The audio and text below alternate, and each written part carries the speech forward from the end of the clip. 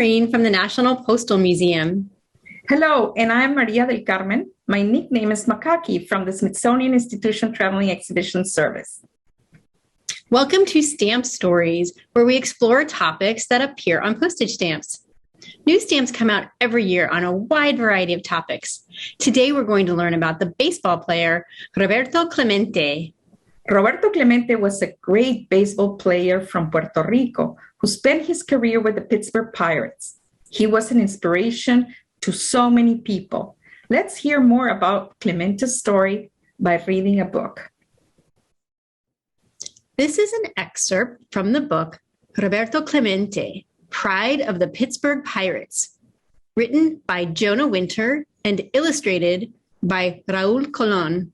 Thank you to the author, the illustrator, and Simon & Schuster Incorporated for permission to use this book.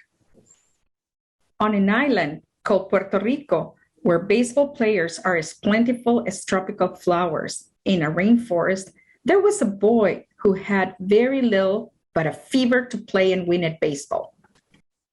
He had no money for a baseball bat, so he made one from a guava tree branch.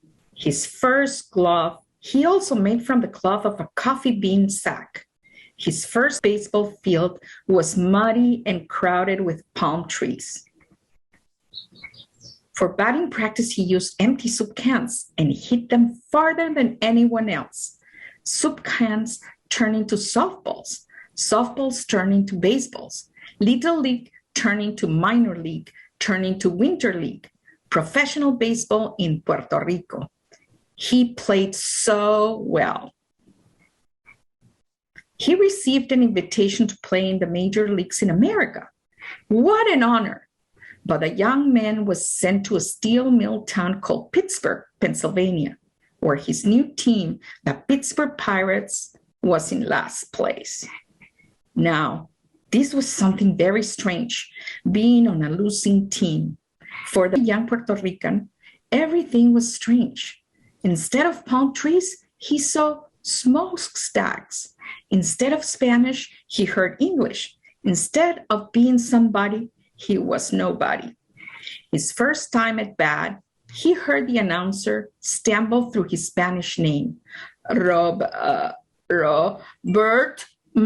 let's see, to Clement.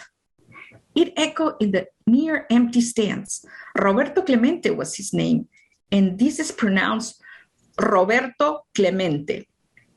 As if to introduce himself, Roberto smacked the very first pitch. But it went right up in the infield and into the second baseman glove. Still, Roberto ran like lightning and beat the throw to first base. The Pittsburgh fans checked their scorecards. Who was this guy, Roberto Clemente? To his new fans in Pittsburgh, Roberto was like a jolt of electricity. He could score from first base on a single. He could hit line drives, bunts, towering home runs, sacrifice flies, whatever was needed. Once he even scored on inside the park grand slam. Playing right field, he had no equal. He was always leaping, diving, crashing, rolling. Once, trying to catch a pop fly, running full speed, he slammed into the right field wall and fell to the ground. At last, slowly, he lifted his glove. The ball was inside. But it wasn't just how he played. He had style. He was cool. He had this move he did with his neck before each at-bat, creaking it one way, then the other. Soon kids who wanted to be just like Roberto were doing it too, twisting their necks this way and that. Roberto did it to ease the pain he felt from playing his heart out in every game. If you don't try as hard as you can, he said, you are wasting your life. Roberto tried so hard, he helped the last place Pirates make it all the way to the World Series, where they beat the mighty New York Yankees. After the series, down in the streets of Pittsburgh, Roberto walked alone among his fans who were so busy celebrating, they didn't even notice him. That didn't bother Roberto. He was happy to feel lost in the crowd of a party he had helped create. But there was something that would have made Roberto's joy a little sweeter.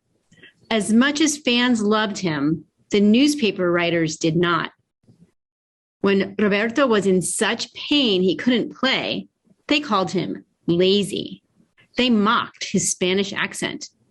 And when Roberto got angry, the mainly white newsmen called him a Latino hothead. Roberto swore he would be so good, he would have to get the respect he deserved. He would become the greatest all-around baseball player there ever was. At home that Christmas, Roberto went back to the same muddy field he'd played on as a boy. In his pocket was a bag full of bottle caps that he emptied into the hands of some kids. They threw him the caps, and he hit each one again and again. When he returned to Pittsburgh come spring, baseballs looked huge, and he clobbered them as never before. That season, he hit .351, the highest batting average in the National League. The book goes on to describe the rest of Clemente's incredible life and career. Let's explore some details of that by looking at some museum objects. Roberto Clemente was a game changer in Major League Baseball. He opened the door for all Latinas and Latinos, regardless of skin color, to play the game. Baseball fans know Roberto Clemente as the Great One, and his family called him by his nickname, Momen. He started playing professional baseball in his native Puerto Rico when he was 18 years old. He worked hard, and he was very proud of his success on the field. In the major leagues, he gained the respect of fans in the United States and Latin America. He was also a giver.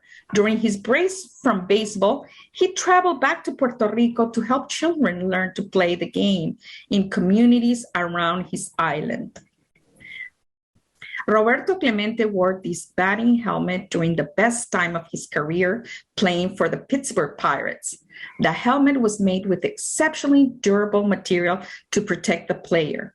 In the first years playing for the Pirates, Clemente often expressed his frustration at striking out by throwing his helmet to the ground. It is estimated that he cracked 22 batting helmets during his first year in the majors. He eased up on the helmets as he grew older. He played for the Pittsburgh Pirates for 18 years, winning batting titles and many other awards. The baseball jersey worn by Roberto Clemente is one of the most important objects in the collection of the National Museum of American History. His baseball talent and his work helping communities in his native Puerto Rico and other Latin American countries won him the admiration of Latinas and Latinos and baseball fans all over the world. His family was modest, but he learned the game from his older brothers. When he was ready, he came to the United States as an immigrant to play in the major leagues. However, he kept strong bonds with his family and his place of origin. He always relied on his family for support while fighting for the rights and dignity of all people. He became a big baseball star and was proud of being Afro-Latino. He used to say, "When I put on my uniform, I feel I am the proudest man on earth." His legacy is part of the larger story of Latinas and Latinos in baseball. And these stories are featured in our bilingual exhibition, Playball, in the barrios and the big leagues, en los barrios y las grandes ligas. The exhibition can be seen in person at the National Museum of American History or online, and also is touring around the country. It takes audiences on a journey into the heart of American baseball to understand how generations of Latinas and Latinos have helped make the game what it is today. Their inspirational stories share larger themes in American history that connect us all, on and off the diamond. Roberto Clemente was determined to be the best baseball player he could be. and he achieved amazing success. Clemente has been honored in so many ways, and he's one of only a few baseball players to be selected for a postage stamp image more than once. He's been featured on a stamp twice, in 1984 and in 2000. The stamp from 1984 that you see here marks the first time the Puerto Rican flag was ever put on a United States postage stamp. The other stamp you see here is a U.S. stamp dedicated to Puerto Rico that came out in 2011. Clemente had great pride in his homeland, and he was treated like a hero there. He tried hard to be a good role model for his fellow Puerto Ricans. Not only did he travel back there to connect with other Puerto Ricans after he became famous, he also made sure his 3 sons were born there. He once said, "They said you'd really have to be something to be like Babe Ruth, but Babe Ruth was an American player. What we needed was a Puerto Rican player they could say that about, someone to look up to and try to equal." This stamp from 2001 shows Forbes Field in Pittsburgh, Pennsylvania. Clemente spent 18 seasons as a Pittsburgh Pirate, and some of his family members still live in Pittsburgh today. He led the Pirates to 2 World Series wins, and the team retired the number 21 after Clemente's final season. Major League Baseball also honored Clemente in 1973 by renaming its annual Commissioner's Award in his honor. Now known as the Roberto Clemente Award, it is given to the player who best exemplifies the game of baseball, sportsmanship, community involvement, and the individual's contribution to his team. And Clemente certainly loved his team. Although Pittsburgh was very different from Puerto Rico, and Clemente struggled to be accepted when he began playing, he always loved his team and his fans. As he once said, "I think the fans in Pittsburgh are the best in baseball. They've always been on my side, even when I'm going bad. I've made plenty of friends, and I would not trade these people for anybody, anywhere." The second time Roberto Clemente was featured on a stamp, it was part of the Legends of Baseball series that came out in 2000. And he is definitely a legend. He won the league's Most Valuable Player Award in 1966, and over his career, he played in 15 All-Star games. He spent 4 seasons as the National League batting leader, and he won a Golden Glove Award for every season from 1961 to 1972. Clemente's very last hit was hit number 3,000. Only 33 players in the history of Major League Baseball have ever had that many hits in their career. In 1973, Clemente became the first Latin American player elected to baseball's Hall of Fame. Sadly, his career had been cut short by a plane crash. Clemente was on his way to Nicaragua to help victims of an earthquake there when his plane crashed into the ocean. Clemente was not just an amazing baseball player, he was also a humanitarian, meaning he dedicated himself to helping others in need. He truly did become a role model for others, and he is remembered today for all different types of greatness. I love how books, stamps, and objects can help us tell stories about people.